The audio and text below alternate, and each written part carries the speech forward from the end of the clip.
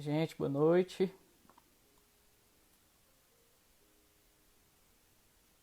Deixa eu convidar aqui já o Padre João.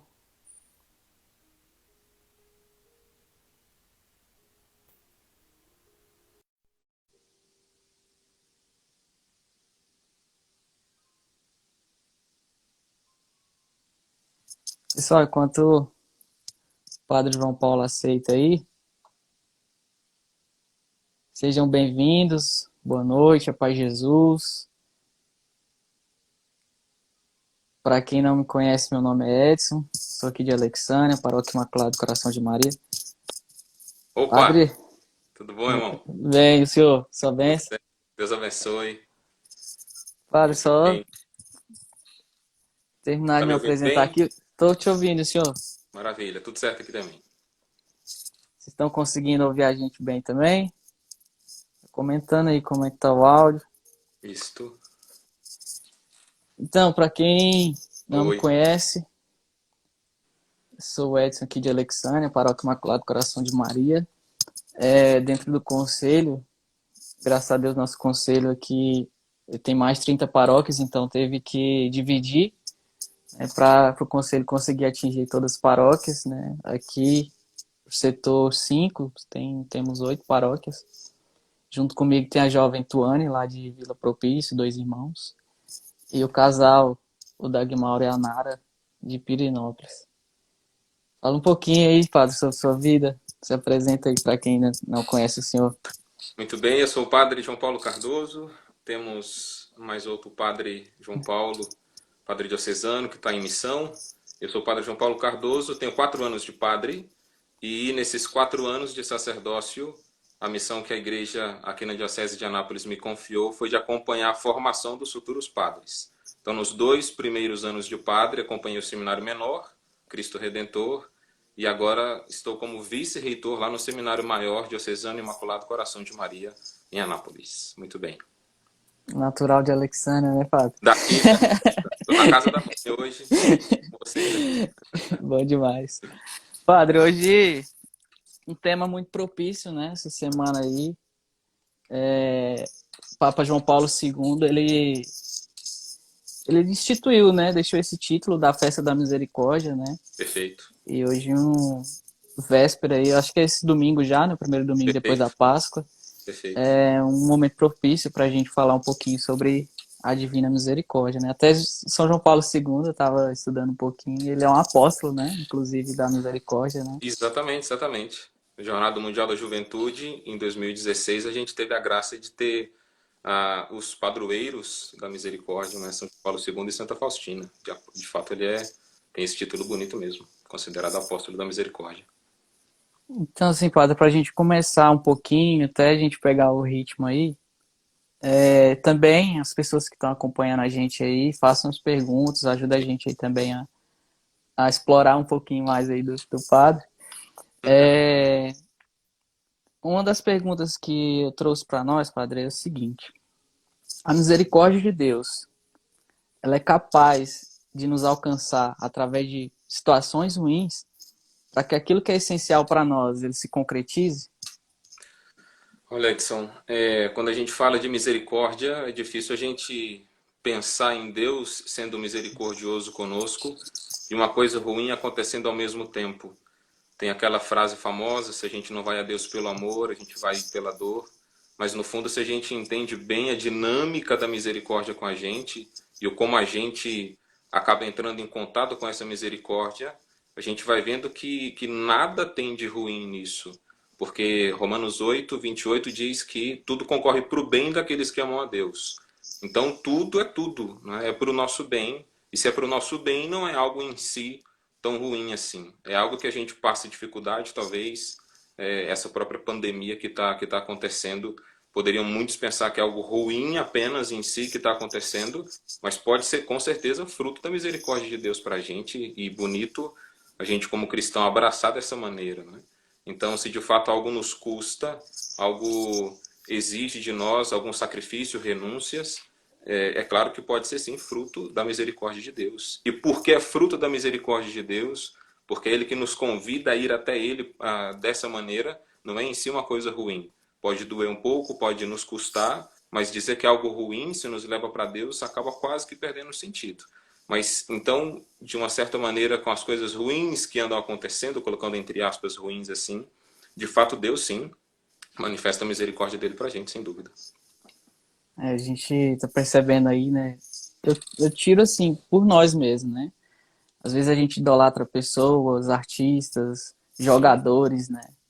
E nessa pandemia agora, fechou estádios, fechou cinema, fechou tudo para que a gente, né, voltasse, né, essa essência de realmente aquilo que é essencial, né? O que que a gente tem idolatrado, o que que a gente tem feito, né, da nossa vida. E parou tudo, né? Parou perfeito, tudo. perfeito. E olha que interessante como Deus é providente nesse ponto importante, né? Ao mesmo tempo que a gente, quando o povo, a massa em si, quando saía para essas realidades, muitas vezes, na imensa maioria das vezes, se afastavam de um outro grupo muito específico na vida deles, que é a família. E olha quanta graça através de toda essa quarentena que a gente tem vivido, como a proximidade dentro de casa tem sido muito mais propícia. Isso é graça, isso é bênção, sem dúvida, né? Então, de fato, isso aí acontece. É para a gente colocar a mão na consciência, a cabeça no lugar e refletir o porquê que Deus permite essas coisas na nossa vida, o para quê, né? Melhor dizendo, e encontrar nisso aí motivos para a gente poder passar melhor esse tempo e refletir. Porque se vem uma crise para a gente, seja ela pessoal, comunitária, como a gente está vivendo, mundial, sempre a gente tem que entender que é para o nosso crescimento. Se a gente entra com essa consciência, o que está acontecendo é para o nosso crescimento, e de maneira muito especial, como cristãos, pensar nisso, meu crescimento com Deus, minha proximidade com Deus, tudo é propício para a gente, né? Então isso aí é tempo de graça, sem dúvida alguma. Verdade. Padre, outra coisa. A gente vê alguns relatos, né, no Evangelho sobre a misericórdia de Deus. Um exemplo é aquela mulher adúltera, né, sendo apedrejada, ia ser apedrejada, né? A justiça seria que se tivesse uma mulher em adultério, ela seria apedrejada em praça pública, etc. A gente sabe que Jesus ele veio para mudar isso, né? Não veio para condenar, né? Mas para salvar. Ali a lei do homem seria a justiça, né? Mas aí Jesus vem com a sua misericórdia, né? O senhor acha que Deus ele é então mais misericordioso do que justo? Ou como que o senhor como que é? Entendo, entendo, muito bem. É interessante, a gente vai pegando algumas situações, principalmente essas histórias bonitas do próprio Evangelho, e se a gente avalia e olha para essas histórias individualmente, para elas somente, a gente acaba talvez sendo levados a pensar que Deus está sendo mais misericordioso do que justo. Jesus no templo, dando chicotadas naqueles vendilhões, estava sendo mais justo que misericordioso. E acabamos, talvez, julgando essas atitudes de Jesus e colocando essas atitudes de um lado só, ou só justas ou só misericordiosas. E aqui é que vem o bonito, a teologia ensina para a gente que em Deus todos os atributos que ele possui estão em grau máximo, perfeitos, e têm a mesma, podemos dizer assim, quantidade. Ou seja, todas as coisas em Deus são infinitas. Então, a justiça de Deus é infinita, a misericórdia de Deus é infinita. É erradíssimo dizer, por exemplo, que Deus é mais misericordioso do que justo, ou que Deus é mais justo do que misericordioso. Tem uma frase interessante de Santa Teresinha do Menino Jesus. Ela chega a dizer algo que poderia até contradizer o que eu acabei de falar aqui, que é o maior atributo de Deus para nós é a misericórdia. Então, parece uma frase que em Deus a misericórdia é maior do que a justiça, por exemplo, mas não é isso, né? Porque não existe nenhum atributo em Deus que seja maior do que o outro, porque senão não haveria a perfeição que há em Deus. A perfeição dele está justamente em que ele é tão misericordioso quanto ele é justo. E o bonito, hein? Cada atitude dele com a gente vem com todas essas perfeições. Em outras palavras, Deus nunca foi misericordioso com a gente sem deixar de ser justo. E nunca foi justo conosco sem deixar de ser misericordioso. Assim como aquela mulher, aconteceu esse episódio do Evangelho, aos nossos olhos salta mais a misericórdia de Deus, mas ao mesmo tempo ele foi justo também. Então é importante entender isso. E voltando para a frase de Santa Teresinha, para não dizer que uma santa está falando algo errado aqui, Deus me perdoe, não quero saber disso. Mas por que que ela disse que a misericórdia de Deus, então, é o maior atributo? Ela disse, né? Para nós, a misericórdia de Deus é o maior atributo. Ou seja, em relação a nós pecadores. E, de fato, como pecadores, a misericórdia de Deus se mostra como esse maior atributo. Mas entrando em relação, não em Deus somente. Em Deus, ele tem a sua justiça e a sua misericórdia em grau máximo, em grau perfeito, sem dúvida alguma. Muito bom. É, outra coisa, nós vimos, a gente já ouviu falar muito, né, do evangelho bem conhecido, bem-aventurados misericordiosos, porque alcançarão misericórdia. Sim. Sede misericordiosos como vosso Pai é misericordioso. Deus também pede isso de nós, né? Que também Sim, sejamos misericordiosos, até mesmo para merecer a misericórdia, o sim, sim. perdão dele, né? Visando nisso, né? Para sermos misericordiosos, como diz o Evangelho, é basicamente viver as obras da misericórdia. A gente sabe que são 14, né? 7 corporais, 7 espirituais. Aqui eu vou citar um pouquinho, vou citar elas. Que as Relembra aí pra corporais são dar de comer a quem tem fome, dar de beber a quem tem sede, vestir os nus, dar pousada aos peregrinos. Aqui, se tiver alguém de Petrolina aí, viu? Dar pousada aos peregrinos no Congresso Eucarístico. isso. Já está cumprindo aí, ó, uma das obras corporais. Assistir aos enfermos, visitar os presos, enterrar os mortos. Esses são os corporais. Já os espirituais são dar bons conselhos, ensinar os ignorantes, corrigir os que erram, consolar os tristes, perdoar as injúrias, sofrer com paciência as fraquezas do nosso próximo e rogar a Deus por vivos e defuntos. Basicamente, essas são as obras da misericórdia. Da misericórdia. Então, para a gente ser, né, bem-aventurados misericordiosos, seria basicamente viver essas obras da misericórdia, da misericórdia. Então, a pergunta foi muito bem feita quando você colocou essa palavrinha específica. Basicamente, viver as obras de misericórdia significa ser misericordioso? Sim, basicamente. Mas é justamente essa palavra. As obras de misericórdia, tanto corporais quanto espirituais, elas são apenas uma base para a gente poder ser misericordioso. Em que sentido? Quando a gente fala dos vícios capitais, os pecados capitais, são apenas 7 pecados capitais. Eles tinham chamados de capitais porque deles, como que neles nós temos a fonte dos outros pecados que a gente comete também. Então, no fundo, todos os pecados que a gente leva para a confissão dava para ligar de alguma forma a um dos vícios capitais. E falando em coisa boa, as obras de misericórdia, cada uma das obras de misericórdia que a gente faz dá para associar a essas 14 já prepostas, mas não quer dizer que elas esgotam o que significa ser misericordioso, de forma alguma.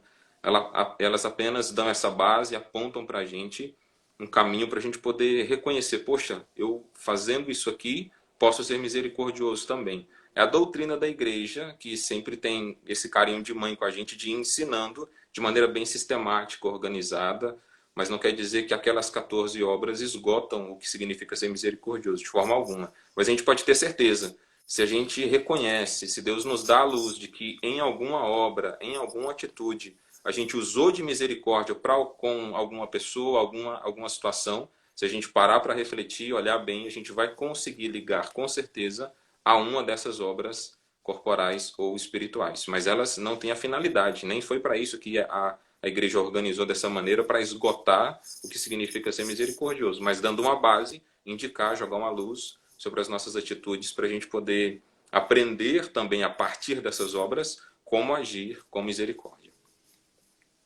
Bom. E fala um pouquinho para nós, padre, sobre o texto da misericórdia. Acho que muitos de nós também rezam, às vezes sem saber um pouco o significado. É, como surgiu, de onde que veio. Uhum. Então, essa festa da misericórdia que o Papa João Paulo II instituiu, o texto da misericórdia, a devoção à misericórdia divina, ela teve o seu grande avanço, podemos dizer, a sua grande base nas revelações do próprio Jesus a Santa Faustina. Então, assim, eu não sou um perito nessa área. O padre Alisson, aqui de Alexânia, é muito mais fera nisso que eu. O padre José Newton, lá de Cocalzinho, tem que fazer vênia. Para o padre Zé, quando a gente fala de misericórdia, sabe muito mais. E podem procurar a eles ou pesquisar mesmo esses temas mais a fundo.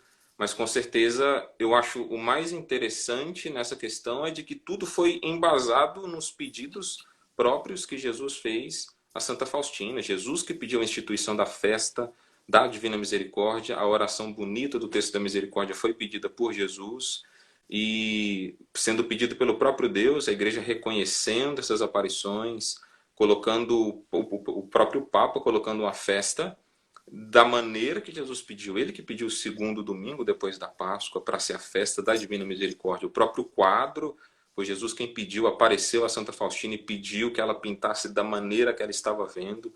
E tudo tem esse significado bonito da misericórdia de Deus para conosco. Olhando um pouco para o quadro, percebendo Jesus com aquela mão estendida, como que abençoando a mão direita abençoando, a mão esquerda tocando o peito, com aqueles dois raios, vermelho e azul saindo, sangue e água, ali sinais dos sacramentos, do batismo, da nossa pureza de alma, da divina Eucaristia.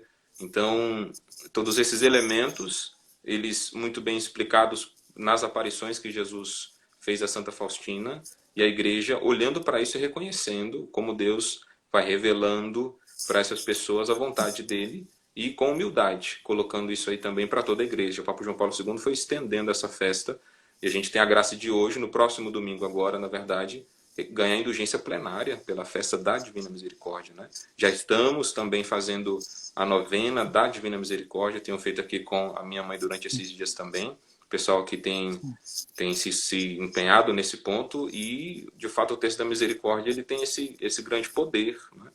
Um dos propósitos que os meninos lá no seminário, por exemplo, estavam colocando para o pessoal nas redes sociais lá do seminário era justamente esse, rezar o texto da misericórdia por aquelas pessoas que a gente tem dificuldade, por alguém que nos fez o mal. Então o texto da misericórdia tem esse grande poder de abrir o nosso coração também para a ação da misericórdia em nós. Quando a gente vai falando da paixão de Jesus, vendo esse ápice da misericórdia de Deus para conosco, a gente vai também, de alguma maneira, bebendo disso, trazendo para a nossa vida, aprendendo do próprio Jesus a ser misericordioso com os outros, né?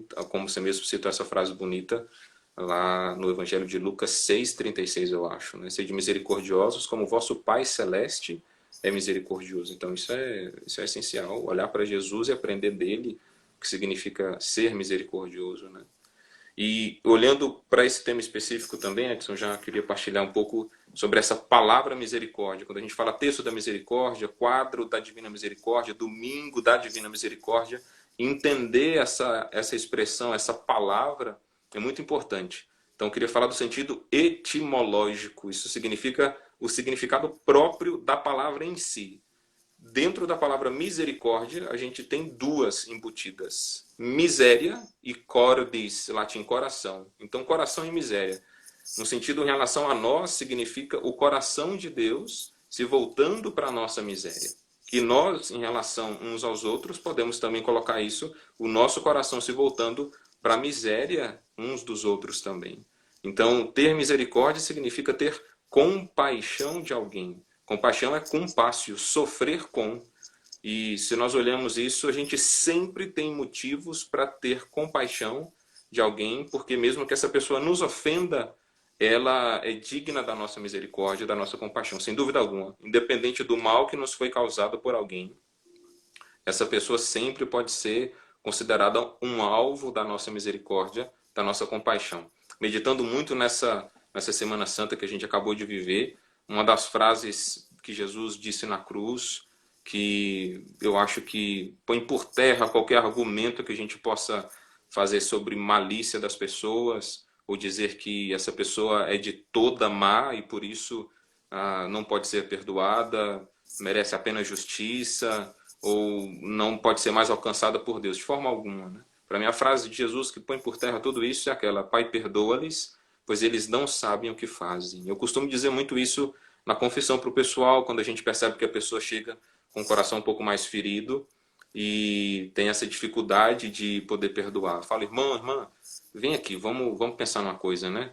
Jesus sendo crucificado, Jesus Deus, justo, santo, sempre fez o bem, era o único dentre aqueles três ali que não merecia de forma alguma, aqueles três que foram crucificados, estar ali presente. Jesus era o mais puro, mais santo, mais imaculado de todas as pessoas que viviam sobre essa terra, e mesmo assim estava no local de um criminoso, de uma pessoa que aquele castigo era para aqueles que tinham feito tanto mal, né? E aí Jesus, o bonito é esse, não depois como ressuscitado, só com as chagas gloriosas, sem dor agora, não antes, enquanto ele ainda não estava padecendo o suplício da cruz, mas durante, no momento, enquanto enfiavam pregos nas suas mãos, ele dizia: Pai, perdoa-lhes, pois eles não sabem o que fazem. Então é importantíssimo a gente ver o Jesus durante o sofrimento. Aí passamos para nós. Enquanto estamos sendo humilhados, enquanto o nosso coração está dolorido por uma ofensa, por um mal que nos fizeram, a gente é chamado a ter misericórdia, a ver o nosso coração se voltando para a miséria do outro. Porque esse é o ponto. Se quem matou Deus, eu paro aqui, né? Se quem matou Deus não sabia o que estava fazendo, será que alguém que nos ofende, que deixa de fazer algo de bom para a gente, que nos causa mal, sabe o que está fazendo? Jamais, não tem como, né? Por mais que essa pessoa possa ter consciência, tenha lá a sua malícia, o seu pecado, não estou colocando a auréola na cabeça de todo mundo agora, dizendo que não existe pecado, existe. E infelizmente é possível até ser condenado por esses pecados. Mas ao mesmo tempo entender que tem sempre um grau e uma ponta de ignorância em cada atitude má que a gente faz. Porque se quem matou o Filho de Deus não sabia o que estava fazendo, não somos nós, ofendendo uns aos outros, que vamos saber o que estamos fazendo. No fundo, a gente também nem sabe o que é o pecado de verdade. Se a gente soubesse o quanto isso ofende a Deus, a gente teria horror, ao mínimo, pensar algo ruim em relação a Deus, às pessoas, né? Então, eu costumo dizer isso na confissão também. Se essa pessoa que te ofendeu soubesse de fato o que está fazendo e soubesse o quanto desagrada a Deus o que ela fez, ela não seria capaz de levantar o pensamento contra você. Da mesma forma, digo para a pessoa, se você soubesse o quanto desagrada a Deus, até guardar esse sentimento ruim que você está guardando para essa pessoa, você não faria isso de forma alguma, né? Então, é muito importante a gente entender esse sentido da misericórdia, sempre olhando para Deus. Não é uma obra que a gente consegue sozinho, isso é importante dizer também. Muita gente carrega esse trauma, às vezes tem o desejo de perdoar, reconhece verdade nisso que a gente está falando aqui, mas tem um coração fechado, travado e fica angustiado consigo mesmo. Não consigo perdoar, né? Então é algo que a gente tem que entender que não é uma obra puramente humana. Existem coisas que a gente sozinho nunca vai ser capaz de perdoar. Sozinhos nunca. Agora com Deus tudo. Sempre. Tudo e sempre, né? Não tem uma ofensa que seja causada a nós que com a graça de Deus, com o auxílio dele, a gente não possa limpar o coração, ter o coração purificado para isso, né? Então, entender bem esse sentido da misericórdia. Quando eu vou rezar o texto da misericórdia, eu estou invocando a misericórdia de Deus, que é o coração dele vindo de encontro à minha miséria. E não tem sentido eu só fazer essa experiência bonita com Deus sem querer que o meu coração também vá de encontro à miséria do outro, né? É uma coisa bonita que eu também tenho comigo, carrego e gosto de passar para alguns, o maior obrigado que a gente dá para Jesus depois de uma confissão, não é logo após o perdão ir para diante de um crucifixo e chorar agradecidos porque Deus nos perdoou. Esse é um gesto muito bonito, mas o nosso maior obrigado a ele é ir para as pessoas que nos fizeram mal e fazer o mesmo que ele fez com a gente, né? Colocar o coração na miséria do outro. Essa pessoa não sabe o que fez com o que ela fez comigo. Independente do grau de malícia que a pessoa possa ter empenhado na atitude dela, sempre tem um grau ainda maior de ignorância envolvido, né? A gente nunca sabe o mal que faz quando a gente faz o mal para as pessoas. Dizia Dom Manuel, ninguém sabe o bem que faz quando faz o bem. A gente pode dizer o contrário também. Ninguém sabe o mal que faz quando faz o mal, sem dúvida. Falando aí, Deus ainda, Jesus ainda não havia ressuscitado, né? Mas quando ele estava na cruz também, a gente pode lembrar da misericórdia dele através de São Dimas, né? Um Exato, ladrão, né? Estava ali diante da cruz também, do lado de Jesus. Lembra-te exato. de mim no paraíso, né? Ainda hoje tu estarás comigo. Ainda Muito hoje bem, muito a bem. misericórdia dele foi alcançada. Padre, tem Exato. algumas pessoas aqui, Padre Walter, Padre Jussi acompanhando a Estou gente. vendo aqui um pouco os comentários subindo. Deus abençoe todo mundo que pediu a bênção aí. Muito bem. Tem uma galera também de Rubiataba. Daqui a Ótimo. pouco vai ter um testemunho de um casal de lá. Maravilha. Então, fica ligados aí. Padre, tem uma pergunta aqui também. Manda, irmão. Deixa eu achar aqui. Do Emanuel. Ele perguntou o seguinte: a devoção das 9 sextas-feiras feitas de forma correta são a certeza de salvação? Muito bem, muito bem. Jesus promete isso, que no momento da morte ele vai assistir para que a pessoa não tenha a tentação de sucumbir ao que o demônio pode propor. A gente reza na Ave Maria, Santa Maria, Mãe de Deus, rogai por nós pecadores, agora e na hora da nossa morte. Então, o momento da morte é o momento de maior batalha que a gente tem, com certeza, na nossa vida. É o momento que talvez a gente vai ser mais tentado. E quando Jesus fala dessas 9 sextas-feiras, a gente pode ter certeza de uma coisa: Deus é fiel às promessas que ele faz. Se a gente fizer essas 9 sextas-feiras e continuar vivendo como um bom cristão, a gente pode ter certeza, sim, de que a misericórdia de Deus vai nos conceder a graça da salvação eterna. Um exemplo clássico que eu gosto muito de lembrar, e falo isso para as pessoas que eu imponho o escapulário, afinal é um costume bonito da igreja, não sei se conhecido por todos, de que a primeira vez que nós vamos colocar o escapulário em nós, é muito bom, segundo esse costume, que seja um padre, um sacerdote, a impor o escapulário em nós, a primeira vez. Depois, somente abençoar o escapulário nós mesmos podemos colocar sobre nós. É que uma história interessante, um homem, sabendo que nessa devoção do escapulário também tem essa promessa da salvação eterna, quem morre usando o escapulário não é condenado, tem até algumas a mais. No primeiro sábado, Nossa Senhora tira a pessoa do purgatório, caso ela tenha ido para lá. Um homem, visando essas promessas muito boas, começou a usar o escapulário, fez tudo direitinho. Só que decidiu levar uma vida devassa, uma vida mundana, porque tinha a certeza de que seria salvo no fim da vida. E a história é bonita, diz que bonita entre aspas, né? Que no momento da sua morte, quando ele estava em agonia, o escapulário começou a queimar tanto no pescoço dele que ele teve que tirar. Ele não conseguiu ficar com o escapulário. Depois que ele tirou o escapulário, ele morreu. Então, para dizer que não é escorando nas promessas de Deus. Então, se uma vez que eu fiz as 9 sextas-feiras, comunguei, confessei, meditei, fiz tudo direitinho, agora eu posso viver da maneira que eu quiser, que eu já estou salvo, isso é presunção, né? Isso é tentar a Deus. Então, desculpa a expressão, não é bonito falar isso numa live da misericórdia, mas desce de tobogã para perdição.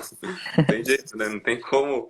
Deus, ele respeita a nossa liberdade. Mas com certeza, se a gente for um bom cristão, no momento da morte a gente vai ter todo o acompanhamento da graça de Nosso Senhor do nosso lado para nos ajudar a vencer qualquer tentação. E se a gente vive como bom cristão, com certeza a graça chega, sem dúvida. Então existe a promessa, existe a recompensa dessa promessa. Deus é fiel ao que ele diz, mas não é porque eu fiz o que a promessa de Jesus para mim me pediu que agora eu posso cruzar os braços e esquecer dele. Então isso não acontece de forma alguma, né? Mas se eu for fiel, tranquilo. Com certeza Deus cumpre a parte dele também. Voltando um pouquinho assim mais do assunto mesmo, voltado à misericórdia, Uhum. a gente vê alguns relatos, né? A gente até citou aqui sobre Maria Madalena, né, esse relato onde Jesus vem e burla essa lei, né, de não julgar, mas veio para nos salvar. A gente também tem uma história fantástica, né, sobre o filho pródigo. Para mim é a parábola mais incrível que tem Uhum. de todos os aspectos, mas voltado para a misericórdia também é o que resume, né, Sim, a sim. misericórdia do pai com o filho. Partilhe um pouquinho para nós, Father, sobre essa parábola.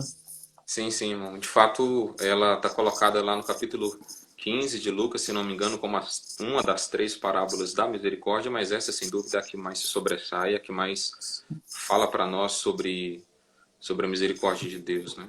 Então é importante a gente ver como Deus abraça a nossa miséria, voltando para o sentido etimológico, o sentido próprio da palavra misericórdia, como o coração daquele pai estava sempre voltado para a miséria do filho. Imagino que aquele pai tinha sempre esse pensamento: ele não sabe o que fez, ele não sabe o que fez, me pediu a herança. Interessante esse filho pedir herança. Hoje, no nosso costume, a gente só ganha a herança de alguém depois que essa pessoa parte. é o costume, né? Sim. Então é como se aquele filho tivesse matado o pai no coração com o pai ainda vivo, né? Então é triste, olha a ofensa que esse pai recebe, ao mesmo tempo é fiel, respeita a liberdade daquele filho. Se era direito dele ter essa parte da herança, Deus respeita a liberdade da gente, assim como esse pai respeitou a liberdade desse filho. E ele depois foi viver as suas misérias, né? Se esqueceu desse Deus, se esqueceu desse pai, e vivendo as suas misérias, lá comendo a lavagem dos porcos, aliás, nem isso poderiam dar a ele. O mais importante está aqui, eu acho, Edson. Ele caiu em si e reconheceu como poderia estar melhor na casa do meu pai, como eu poderia ser mais feliz lá, como eu poderia ter muito mais conforto, alegria, até o que os empregados têm eu poderia ter também.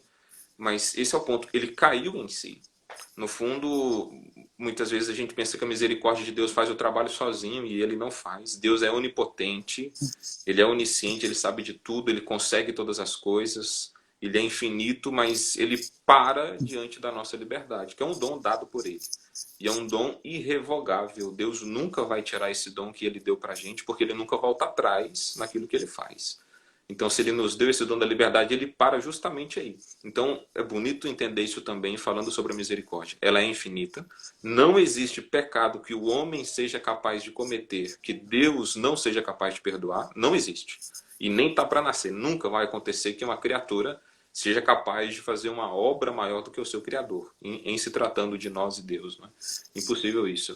Então, todos os pecados têm perdão. Todo pecado, mas a partir do momento que a gente reconhece aquilo como pecado, deseja a mudança e implora essa misericórdia de Deus. Então isso é muito importante. O pecado que não tem perdão é aquele que eu não peço perdão para Deus. Esse é o grande ponto. Se eu infelizmente não me arrependo, aí Deus para. Ele não consegue me alcançar na minha miséria, no meu pecado, porque eu não me abri para isso. E Deus respeita a minha liberdade, né? Uma comparação bonita que o pessoal costuma fazer também é que o nosso coração tem uma porta que só tem fechadura para o lado de fora, só tem a maçaneta para abrir, né? Do lado de dentro, aliás, perdão. Somos só nós que abrimos essa porta do coração. Jesus, com muita delicadeza, toca nessa porta para que a gente abra e permita que ele entre. Mas ele vai respeitar. Ele vai bater com delicadeza, não vai gritar, não vai fazer escândalo. Se a gente não abrir essa porta para ele entrar, ou seja, não fazer o pedido de perdão, querendo ser abraçado por essa misericórdia, ela não alcança o nosso coração. E esse é o ponto bonito do filho pródigo também, um ponto alto, que eu ouvindo em palestras por aí, um pregador só conseguiu dizer isso nas vezes que eu tive contato com outro palestrante falando isso. É um ponto interessantíssimo, porque a gente olhando para essa misericórdia infinita, quando ele caiu em si, é que ele se abriu. E agora, com o coração aberto, ele teve até a chance de poder ter motivação para voltar para o pai, para se humilhar. Ele fez todo um discurso humilde, de reconhecimento de miséria. Não sou digno de estar aqui, de ser chamado seu filho. E o pai não queria nem saber disso, estava esperando já de longe, quase que com os braços abertos, e não quis nem dar muito ouvidos para esse discurso do filho de pedidos, de muitas desculpas, mas porque já estava com o coração aberto, né? Então, a parábola do filho pródigo cabe muito bem para a gente nesse sentido. Não importa em que grau a gente chegou na nossa miséria, no fundo do poço, ou mais fundo ainda que o fundo do poço, a gente conseguiu achar lugar lá, cavar mais fundo ainda. Sempre é tempo de resgate, sempre é tempo de recomeço, sempre o coração de Deus está voltado para a nossa miséria. Deus não nos abandona nenhum segundo. A gente pode estar no fundo do poço. Jesus, em uma das aparições da Santa Faustina, diz também isso, que ele fica muito triste porque muitos pecadores hoje, muitas pessoas, elas desacreditam da misericórdia dele porque pensam que não tem perdão. Que o caso delas é tão feio, mas tão feio, que elas já pecaram tanto na vida, que nem Deus é capaz de perdoar. Impossível isso, né? E Jesus mostrava justamente isso para Santa Faustina. O que é, aos olhos humanos, algo impossível de resgatar, o que é aos olhos humanos algo que não tem mais jeito, algo que já está podre, que já passou da hora, que não tem mais condição nenhuma de ser salvo, para Deus ainda está totalmente passível de perdão. Ele está sempre disposto, né? Basta que a gente abra o coração. Mas o bonito que eu acho nessa parábola da misericórdia não é só esse amor infinito do pai que quer acolher o filho a qualquer condição, que pensa nele o tempo inteiro. O filho se afastou do pai, mas o pai nunca se afastou do filho. Estava pensando nele o tempo inteiro. Né? Imaginemos esse pai a cada tarde olhando aquele pôr do sol, pensando no filho, esperando, olhando para longe, para o horizonte, na expectativa do filho voltar. Então o pai, de certa maneira, nunca se afastou desse filho. Por mais que esse filho tenha se afastado, a partir do momento que ele caiu em si, reconheceu a miséria, sempre foi chance para o recomeço. Então, eu achei isso fantástico também nessa parábola. Só para completar também um pouquinho, se eu falava, né? Quando o filho pródigo ele pedia a herança, ele estava rompendo ali com o pai, né? Estava dizendo Exato. que o pai não significava nada, para ele morreu e etc. Eu vejo também essa. A gente pode também trazer uma reflexão quando a gente peca, né? A gente peca, a palavra diz que o pecado ele é uma barreira, né? Que nos afasta de Deus, cria essa barreira. Então, todas as vezes que nós pecamos, nós estamos também rompendo, né, com o Pai. Nós estamos pedindo para o Pai, Pai, dá minha herança aí que eu estou indo embora. Exato. E também a gente está novamente flagelando, né? Esse período de quaresma, essa feira da paixão, a gente meditou muito nisso. A gente está também flagelando, né? Machucando ali novamente o Senhor, né? Chagando ele de novo. Exato, exato, exato. Também um ponto que eu gosto da parábola do filho pródigo, justamente quando ele está lá no fundo do poço, né? Sem dinheiro, gastou toda a herança, querendo ser alimentado pela lavagem dos porcos. E nem isso o dono dos porcos queria dar, né? Ele passou penúria, né? Diz a Uhum, palavra. uhum. E justamente voltando àquela primeira pergunta, né? Será que Deus é capaz de deixar que aconteça algo ruim para que aquilo que é essencial se concretize na nossa vida? Eu acredito, até o senhor comentou, né? Ou pelo amor, pela dor. Eu acredito nesse momento o filho pródigo teve que passar penúria, né, para reconhecer que ele tinha tudo em casa, que ele tinha que voltar para casa. Eu tiro, por exemplo, aqui em casa, nós rezamos muito pela conversão do meu irmão mais velho. No primeiro dia da quaresma do ano de 2017, onde nós celebramos o Pó Viemos do Pó Retornaremos, Uhum, uhum. a minha sobrinha, o senhor sabe, o senhor inclusive esteve aqui na missa de corpo presente, né? Ela teve que fazer uma cirurgia de risco no coração, não conseguiu estancar o sangue, ela veio a falecer. E lá eu presenciei o meu irmão deitado sobre o corpo dela. E ele dizia assim: eu preciso de Jesus Eucarístico. Ele ainda não era casado na igreja. Uhum. Então, nesse momento, eu vi que meu irmão passou penúria, né? Passou pela dificuldade e reconheceu, né? Que a lei da vida é a gente enterrar nossos pais. E para ele ter que passar por isso, né? Ter que enterrar sua filha. Ela tinha 16 anos, né? Sim. E ele teve que passar por isso para reconhecer, né? Para sentir, para voltar para a casa do pai. Ele casou, graças a Deus, hoje. Uhum. Mas ele teve que passar essa penúria. Então, eu trago isso também para nossa realidade, sabe? Hoje nós estamos passando penúria, né? Vivendo essa pandemia, essa época difícil na economia, preocupação, pessoas dentro de casa com ansiedade, etc. Inúmeras coisas que a gente tem presenciado. Mas eu Uhum. tenho percebido que muitas pessoas têm passado penúria para que reconheçam, né? Para que Exato. se encontrem, né? Com Sim, essa sim. misericórdia de Deus, com o amor de Deus. Sim, sim, E, sim. e aí o filho pródigo cai em si, quer voltar para casa, o pai já estava à espera, né? Exato. A palavra aqui, o pai à vista. E interessante que também o pai vai de encontro, né? Ele corre, né, para ir de encontro, abraçar, beijar o filho.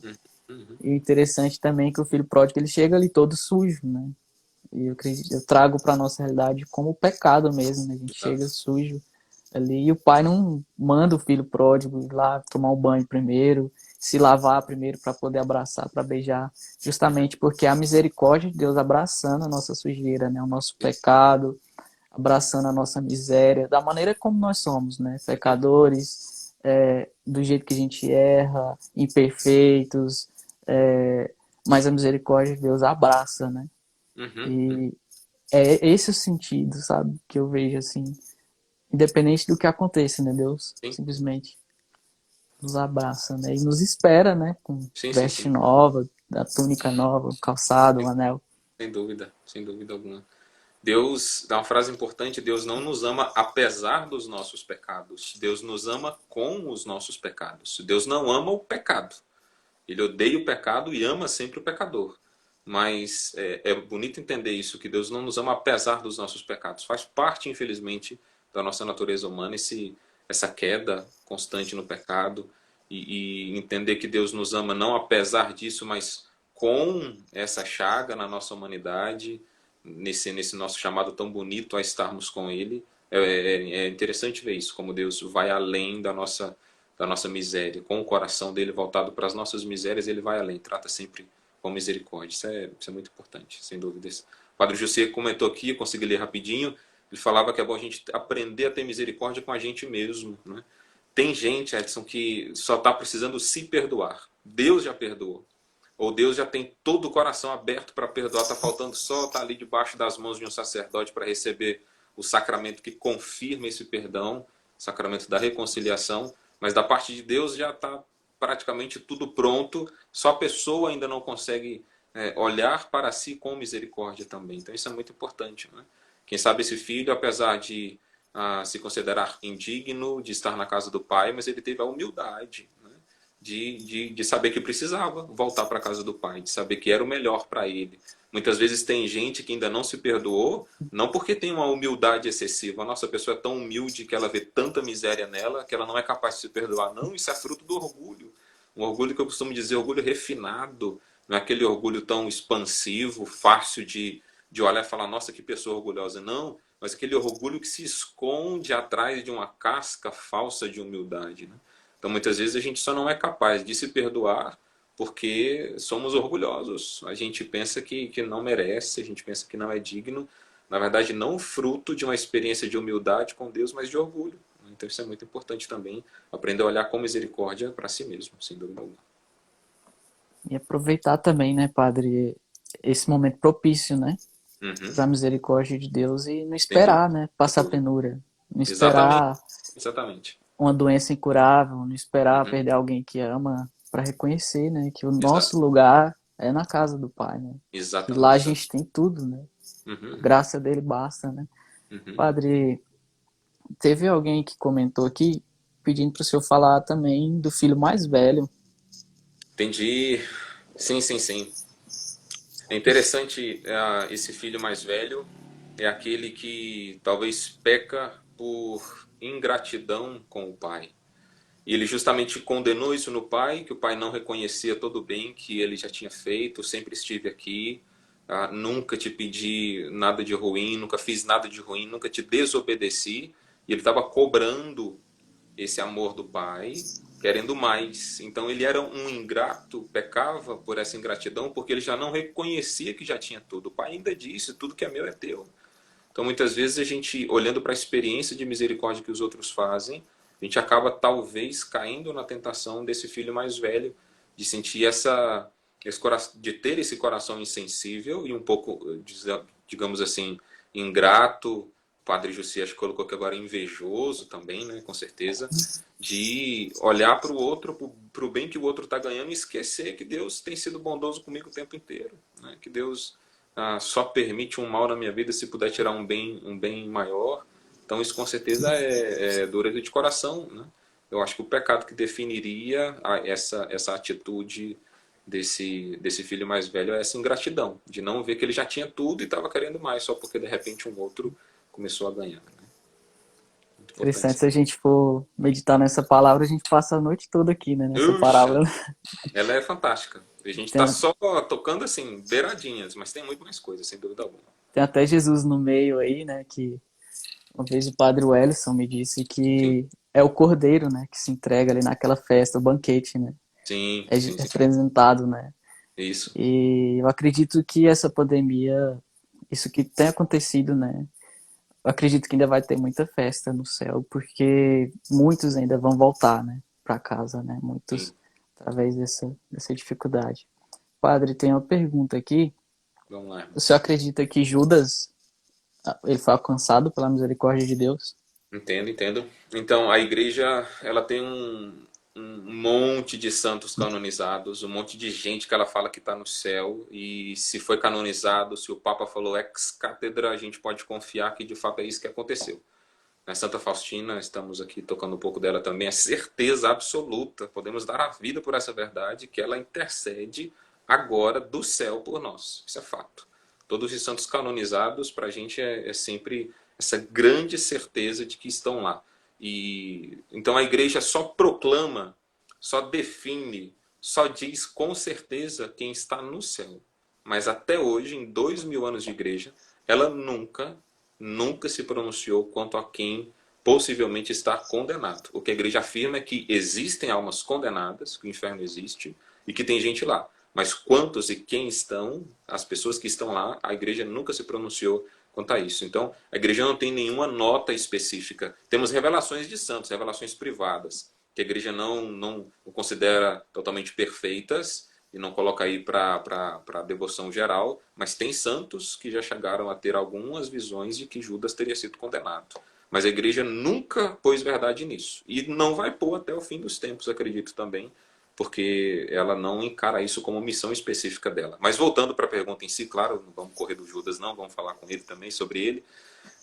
Judas, sem dúvida alguma, aconteceu muita coisa na cabeça dele. E assisti o filme Paixão de Cristo aqui em casa durante essa Semana Santa, especificamente na sexta-feira da Paixão. E no próprio filme do Mel Gibson a gente vê o furdunço, a bagunça que acontece na consciência de Judas depois que ele entrega Jesus.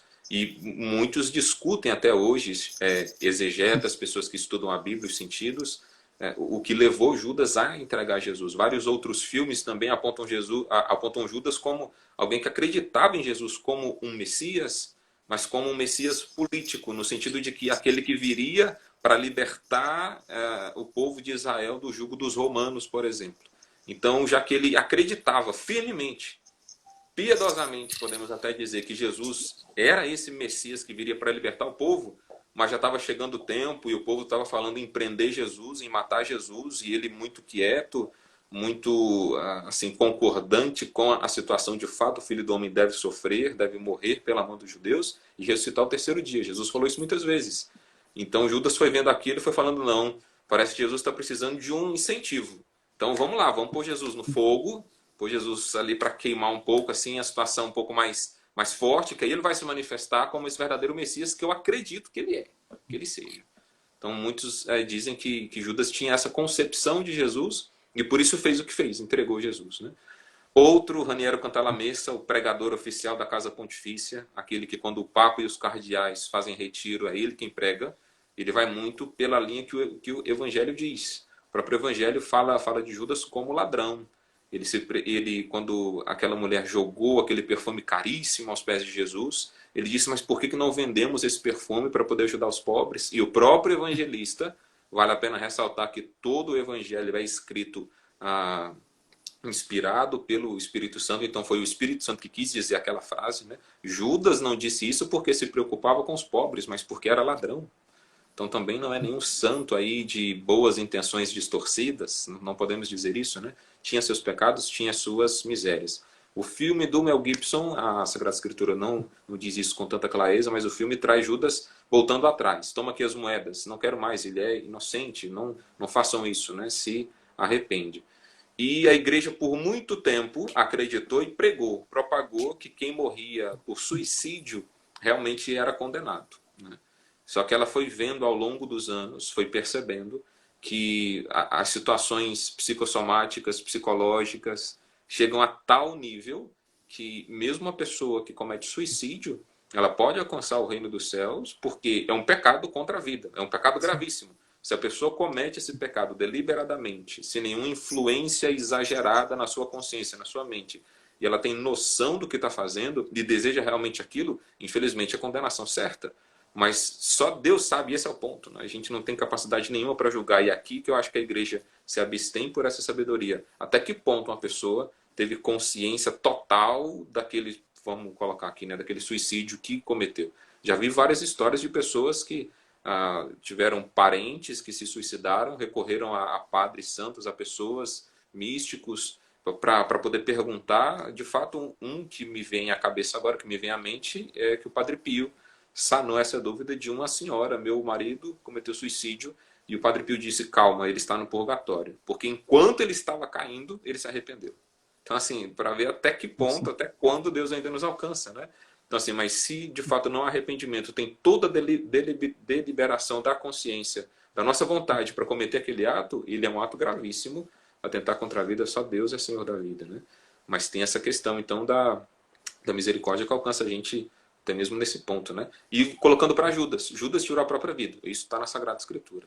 Então, por mais que ele tenha tirado a própria vida, mesmo assim, a igreja não tem autoridade, ela não quer se colocar nesse papel de falar, não, porque ele tirou a própria vida, ele está condenado, é certeza. Não. A igreja nunca coloca, nunca proclama, como ela fala de um santo no céu, de uma alma que está condenada. Então, mesmo Judas tendo tirado a própria vida, ter entregue por um preço de escravo, filho de Deus, na mão dos judeus, a gente não pode dizer que ele foi condenado. Ao mesmo tempo, defender 100% que era só um homem de excelentes intenções, só que um pouco distorcido ali no seu jeito de agir, também não dá, né? O Sagrada Escritura age com muita clareza e diz com muita clareza.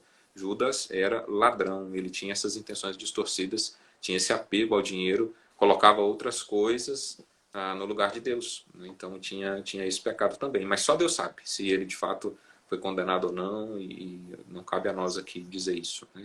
Colocar certezas absolutas, né? O que não diminui em nada a misericórdia infinita de Deus também, porque ela respeita, repito, voltamos a dizer, a liberdade de cada um, né? Muito bem. O Ricardo também, lá de Pirinópolis, padre, ele perguntou aqui, por que temos tradições por todo o Brasil em queimar, espancar bonecos de Judas? Isso da nossa parte seria incorreto? O senhor já ouviu falar já nessa tradição, algo nesse Olha, sentido? interessante, já ouvi falar, mas nunca estudei a fundo as motivações dessas tradições. É interessante a gente, tendo isso que a gente acabou de dizer na nossa mente, de que não dá para colocar certeza alguma em que Judas foi condenado ou não, e vendo que essas intenções, que ele tinha fraquezas também, sejam elas reais, como os seus pecados, sejam elas que a gente só imagina o que passou na cabeça dele quando ele estava tirando a própria vida, eu acredito que mesmo não sendo uma pessoa de uma memória tão valiosa, mesmo não sendo um santo, não é assim ideal que a gente macule a memória dessa maneira, né? Se a gente conversa sobre ele, é justamente para tocar nesses temas. O pecado de Pedro foi menor do que o de Judas? Será? Trair Jesus 3 vezes ali diante de Jesus, né? Até o galo cantar, horas atrás, na última ceia, né? Falou para Jesus que iria até a morte por ele. Jesus ainda disse para ele, profetizou, não foi do nada, né? Antes que o galo cante, tu me negarás 3 vezes. O pecado de Pedro não foi menor do que o de Judas. Não porque Judas vendeu por preço de moedas, a negação de Pedro talvez pode ter doído muito mais no coração de Jesus do que o fato de Judas ter vendido, né? Mas qual a diferença entre os dois? Pedro teve humildade, aceitou a misericórdia, abraçou e com certeza foi perdoado, com certeza foi salvo. Judas a gente não pode dizer com certeza nenhuma dessas afirmações, mas Pedro é o exemplo clássico daquele que aceitou a miséria, que conseguiu isso, né? Mas voltando então para a pergunta, mesmo Judas sendo essa figura até um pouco obscura, a gente pode dizer assim, eu imagino que não seria conveniente lembrar dele dessa maneira, fazendo uma chacota desse jeito, né? Mas é que tá. Eu desconheço um pouco o fundamento, o sentido dessas tradições. Valeria a pena um pouco pesquisar, mas olhando como um leigo nesse assunto, de longe, eu não acho conveniente lembrar de um dos 12 apóstolos. Olha que interessante, hein? Nossa, é muito forte isso. Jesus quis Judas na última ceia. Jesus tinha domínio de toda a situação, hein? Poderia ter escolhido momentos certos e tudo. Quis Judas na última ceia. Ordenou, sagrou Judas bispo da Igreja Católica. Judas, independente de onde ele esteja hoje, no céu ou no inferno, no purgatório, não sei, ele é um bispo ordenado sagrado da Igreja Católica. Um dos primeiros, né? Um dos 12 primeiros bispos. Então, Judas comungou depois que ele recebeu Jesus, que ele foi fazer o que fez, né? A gente usa isso até para falar sobre comunhões sacrílegas. Então, assim, olhar para Judas nesse sentido a gente consegue discernir, tirar exemplos daí para a nossa vida, tentar entender um pouco essa história, mas colocar pedra em cima e dizer está condenado, não podemos, e lembrar dele dessa maneira também de chacota, acredito que não seja a maneira mais própria, né? Mas, repito, sou leigo no assunto, seria bom conhecer um pouco mais a tradição, talvez eles poderiam, quem inventou isso, onde o costume é mais forte, ter melhores explicações. Eu particularmente desconheço, infelizmente. Padre, aqui eu só vi mais uma pergunta ainda a Manda aí. respeito do que nós estávamos falando do filho pródigo, né? Teve alguém que perguntou aqui como entender melhor, né? O filho mais velho. Acredito Uhum. que o senhor já partilhou um pouquinho, mas só para finalizar aqui também, eu vejo assim, o filho mais novo, ele se perdeu longe de casa. Sim. O filho mais velho, ele também, de certa forma, estava perdido, mas dentro de casa, né? Uhum. E também há muitos de nós dentro de casa, na igreja, mas que o coração está longe, né? Estão perdidos também nesse sentido. Então, acho que compreender melhor o filho mais velho é isso, né? Olhar para Sim. essas pessoas que estão dentro da igreja, mas o coração longe, Uhum. né? E muito, muito bonito isso aí, Edson, com certeza. E assim, voltando para aquele exemplo de Judas e Pedro, a gente joga tanta pedra talvez aí em Judas, mas não tenho dúvidas, não consigo dizer que de forma alguma que o pecado de Judas foi maior do que o pecado de Pedro, do que a negação dele, né? E voltando para esse exemplo da parábola, qual será que ofendeu mais o coração do pai, né? Foi o filho mais novo, na sua juventude louca, ter pedido o que pediu, a herança mais cedo? Ou foi o filho mais velho, que o pai confiava tanto, que já tinha esse filho tão próximo de si, praticamente jogar tantos anos de proximidade no lixo? Você nunca fez isso para mim, nunca me matou no novilho mais gordo, nunca fez festa para mim e para os meus amigos. Então, qual será que ofendeu mais, né? A loucura desse filho mais novo ou essa ingratidão tão grande do filho mais velho? Então é importante olhar para essas duas realidades. Não é porque ficou certinho dentro de casa, certinho entre aspas, né? Que estava agradando. Porque se a gente está na igreja também, participando das coisas, mas não reconhece o quanto Deus é bom com a gente, simplesmente pelo fato de estarmos lá, né? A gente vai colocando como mérito próprio. Foi o que esse filho mais velho também cometeu, né? Ele Verdade. imaginava e trazia para si os méritos dele estar na casa do pai. Eu tenho sido obediente, eu tenho sido aquilo. E o carinho que o pai dava e o acolhimento que ele sempre proporcionava não era sempre a grande força para esse filho continuar sendo obediente, né? Então quem mantém a gente na igreja não são as nossas próprias forças, né? Mas o próprio Deus que em misericórdia, sempre com misericórdia, age com a gente assim. Não é porque não estamos lá fora com esses grandes pecados, talvez, que somos melhores. Pelo contrário, né? Deus tem sido mais misericordioso ainda conosco. Costumo dizer isso até como sacerdote. Deus não me chamou para ser padre porque sou melhor do que os outros, de forma alguma, né? Pelo contrário, ele olhou para mim e viu tanta miséria. Eu acredito nisso e digo com muita tranquilidade, olho isso com muita paz no coração, de que olhou para mim e falou assim: Joãozinho do céu, se eu deixar você ir fora, se eu for inventar de casar, de tentar viver uma vida aí fora, você não vai dar conta. Você tem muita miséria, você é pecador demais, então vou te chamar para ser padre, para viver do meu lado a vida inteira, não ter outra missão a não ser me dar glória, a não ser viver para mim, para talvez, com a minha infinita misericórdia, pesar da sua miséria, a gente conseguir estar um dia no céu juntos, né? Então, eu acredito que foi por pura misericórdia que Deus me fez o chamado. E assim acredito que Deus age com quem está na igreja também. Não porque estão lá que são melhores, né? Deus às vezes chama os piores para estar na frente, para servir de exemplo da misericórdia nele, não das próprias pessoas, né? Mas a misericórdia de Deus é enaltecida quando ele pega um grande pecador e coloca num local de renome, de fama, talvez, ou de prestígio, até mesmo dentro da igreja, né? Então é bonito entender isso também. Não é porque somos melhores, mas porque Deus foi mais misericordioso conosco que nós estamos aí perseverando. A mesma coisa esse filho mais velho. O pai talvez tenha sido mais misericordioso com ele a vida inteira e ele não reconheceu isso. Padre, a gente está indo para 1 hora já de live, nem vi a hora E passar aqui. passa rápido. E quando inteira 1 hora, aqui corta, a gente tem que começar de novo. E a gente ainda tem mais um testemunho de um casal lá de Rubiataba, então as pessoas que estão aí a gente vai encerrar aqui, mas vai retornar também já com esse testemunho, não perca um testemunho muito edificante para nós. E assim, padre, a gente agradece muito a sua vida, o seu sim, o segue-me eternamente grato, né? Sempre que a gente precisa, o senhor se coloca à disposição, tanto em confissão, em palestra, o senhor sempre está aí junto conosco, né? A gente agradece imensamente mesmo a sua vida, viu? Sim, sim. Eu que agradeço a oportunidade. O Segue-me, eu fico até um pouco sem graça com essas palavras, porque eu não vejo tanta disposição minha por tantos convites que o Segue-me me faz, e infelizmente a maioria, pela missão como formador, eu me vejo obrigado a recusar, mas agradeço demais o carinho que sempre manifestam por mim, o convite para essa live, a graça foi minha, eu que agradeço a honra, né, de poder tratar desse tema com vocês, agradeço as perguntas, a participação de todos aqui, os comentários, Deus abençoe muito. 5, 4, 3, 2, Deus acabando. abençoe.